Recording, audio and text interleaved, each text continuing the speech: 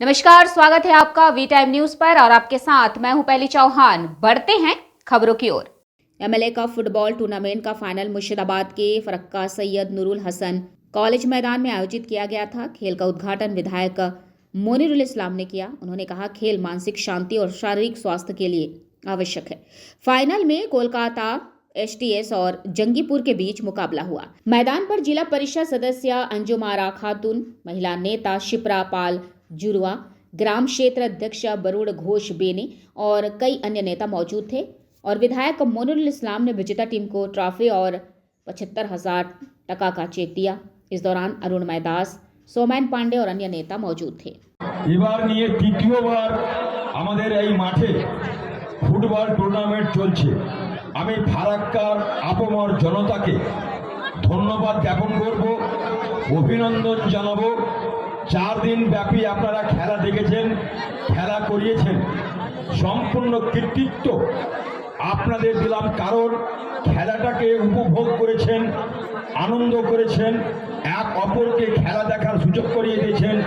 কোনো রকম ঝুট ঝামেলা ছাড়া, কোনো রকম অশান্তি ছাড়া আমাদের এই ফারাক্কাবাসী আপমার জনতা বুদ্ধিমত্তার সাথে, ঐক্যর সাথে, সব ধর্মের মানুষ একাকার হয়ে আমরা এই খেলাকে সমর্থন করেছি। তাই আবার আমি ফারাক্কাবাসীকে, ফারাক্কার প্রেমীদের, ফুটবল প্রেমীদের আমি আমার পক্ষ থেকে ধন্যবাদ জানাচ্ছি। আগামী দিনে আমরা যেন আরো সুন্দর ভালোভাবে খেলা করতে পারি, কারণ আমরা জানি আজকের দর্শক হয়তো আমার ক্যালকুলেটর কি হবে, 50-60 হাজারের নিচে লোক হবে না। গ্যালারির মাঠের চারে কোনায় লোকে লোকারণ্য, তারপরে পিছন দিকের স্টেডিয়ামে লোকে লোকারণ্য, এখনো আমি হাজার হাজার লোক দেখতে পাচ্ছি।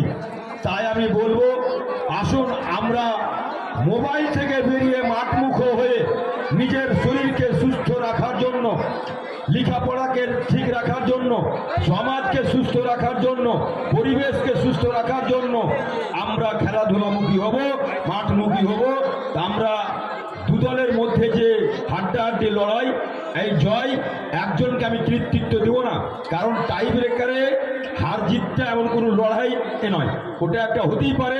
দু দল খুব ভালো খেলেছে, আগামী দিনে আরও যেন ভালো খেলতে পারে, মন খারাপ করার কিচ্ছু নাই। খেলাধুলার একটা অংশই হচ্ছে একজন হারবে, একজন জিতবে। তাই আগামী দিনে আবার ইনশাআল্লাহ আপনাদের সুন্দর পরিবেশ নিয়ে আবার খেলা দেখাবো। সবাই ভালো থাকবেন, সুস্থ থাকবেন এবং বড়দিনের সবাইকে শুভেচ্ছা রইল। এবং আগামী ইংরেজি বছরের যে আমাদের 31শে জানুয়ারি আসছে, অগ্রিম সকলকে আমাদের শুভেচ্ছা, অভিনন্দন, ভালোবাসা।